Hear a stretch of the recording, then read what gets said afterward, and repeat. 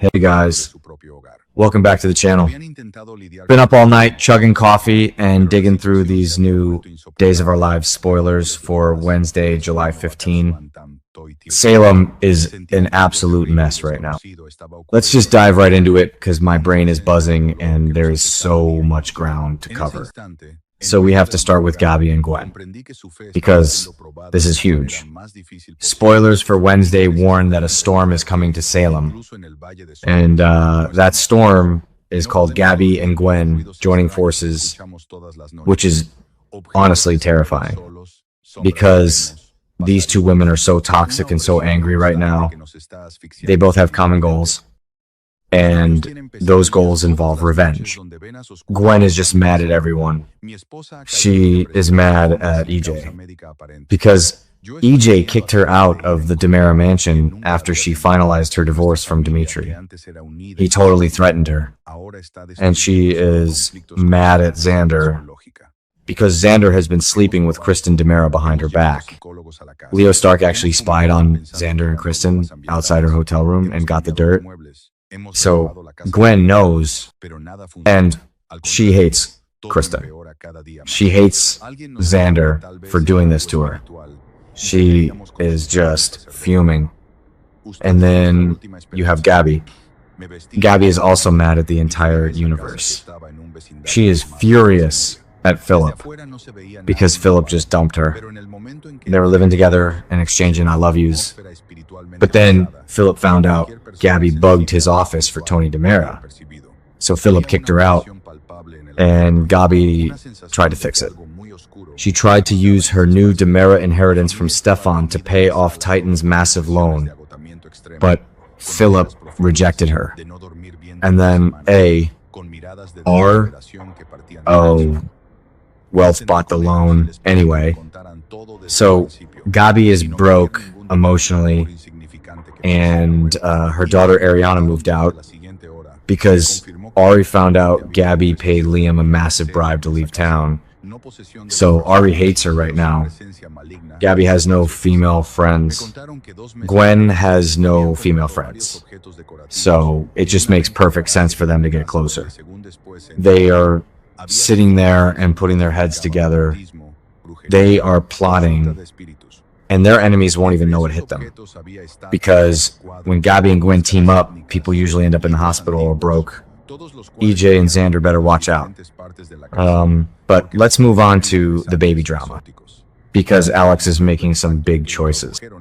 Alex is totally determined to be a good dad to baby Kelsey, and that means he is supporting Kelsey's mom, Joy Wesley, which is making his wife Stephanie absolutely crazy. But Alex does not care. He is choosing fatherhood over pleasing Stephanie, and he has every right to, because Stephanie has been awful lately. Stephanie claims she wants to be a good stepmom to Kelsey, but her actions are just the worst. First of all, she literally shot a gun at Joy because she was having PTSD from being kidnapped by Owen Kent. She woke up groggy and just fired a loaded gun at Joy in the apartment. Joy survived, but she used that to ban Stephanie from the baby. And then it got worse. Joy and Kelsey were in a car accident. Joy had a blown tire. She panicked because the baby was in the back seat. So she called Alex. She left a frantic voicemail, but Stephanie had Alex's phone, and Stephanie deleted the voicemail. She just erased it because she assumed Joy was faking another medical emergency. Like when Joy faked that insurance panic at the hospital before, but this time it was real. And Alex found out at the hospital, he realized his wife actively hid an emergency involving his child. So Alex is done. He remembers how his own mother, Angelica, abandoned him. And he refuses to let Kelsey down. So he is sticking by Joy. He is at the hospital supporting her, and Stephanie is just left in the dust. So what does Stephanie do? She complains. She meets up with Theo Carver, and they just sit around and sob about how hard their lives are. They complain that people don't do what they want them to do and how they want them to do it. It is just a massive pity party. But honestly, Theo has a real reason to be sad because his mom Lexi's dying again. Dr. Rolf's Versavic's cure is failing. The lab rat died, and now Lexi is having headaches. Abe is totally losing his mind and attacking EJ over it. So Theo is under a lot of stress.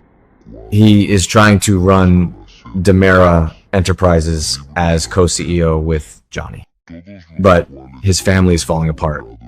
So he sits with Stephanie, and they just vent to each other. But Stephanie really brought this on herself. She pushed Alex away. And Joy is just waiting to swoop in and take Alex and the Kiriakis' money because Joy is a total opportunist. And speaking of digging up the past, we have to talk about Belle and Chad because they finally cracked the mystery. They have been totally obsessed with this chess set. The one Stefano DiMera left to John Black in his will. John died a year ago, and Marlena got the chess set. But Belle and Brady noticed the pawn piece was missing, and there was a 1,000 lira note. This all ties back to 1986 when John was the pawn in Stefano's twisted games. Marlena has been having these terrifying premonitions about it. She warned Belle to stop digging. She warned Chad to stay away, but they did not listen. They went on a baseball date with Thomas and Charlotte, and then they got right back to investigating. And spoilers say that on Wednesday they finally make a major breakthrough. Their persistence pays off. They find something huge. It suggests they are closer than ever to understanding what Stefano left behind. Whether this discovery answers one question or opens the door to several more. It is clear their search is beginning to uncover secrets that someone wanted to stay buried. I personally think this is a trigger for a sleeper agent.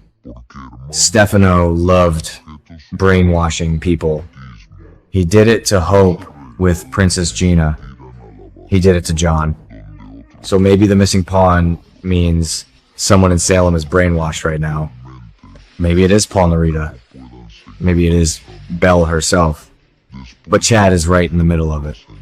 And EJ is already super jealous. Because EJ is dealing with Cat Green. But Cat is secretly an ISA agent working with Rafe. So EJ is losing his grip. And seeing Chad and Belle get closer is driving him crazy. This breakthrough is going to shake up the whole legacy of the show. And finally we have Leo Stark. Because Leo never takes a hint. Leo is just imposing on Javi and Gus. Leo tried to use his head injury to get Javi's attention before he faked being super hurt, just to get Javi to pity him. But it didn't work, because Javi has moved on. Javi is dating Gus now. Gus is the firefighter from Texas. And Gus is actually trying to get a job at the Salem Fire Department so he can stay with Javi forever. Leo knows this because he was eavesdropping. So Leo is super jealous. Leo is not a quitter. So when he sees Javi out and about with Gus on Wednesday, Leo just finds a way to make it all about him. He crashes their date. He interrupts them. He just refuses to let Javi move on. And the crazy thing is that Javi still has a soft spot for Leo. Even after everything Leo did with Dimitri, Javi is just too nice. But Gus doesn't have a soft spot. Gus sees right through Leo. Gus knows Leo is a toxic mess. So we can only hope that Gus will be the one to finally tell Leo to get lost. Because Leo is probably going to try and sabotage Gus's job application. Leo might try to get JJ Devereaux's the EMT job instead, just to force Gus to leave town. Leo is always scheming, but right now he is just being annoying on their date. And it is going to be super awkward to watch. So yeah, Wednesday is going to be a massive episode. You have Gabi and Gwen forming this unholy alliance to take down EJ and Xander. You have Alex completely ignoring his wife to play house with Joy and Kelsey. You have Stephanie crying to Theo about how unfair her life is. You have Belle and Chad cracking a decades-old Stefano DiMera mystery that could unleash a brainwashed sleeper agent. And you have Leo crashing Javi's romantic date with Gus. It is just non-stop drama. The writers are really pushing these storylines hard for the July sweeps. And I am here for all of it. Even if some of these characters are making the worst decisions ever, like Stephanie deleting that voicemail, just wow. Anyway, that is all for today. Let me know what you think about Gabi and Gwen teaming up, because I think it is going to be explosive.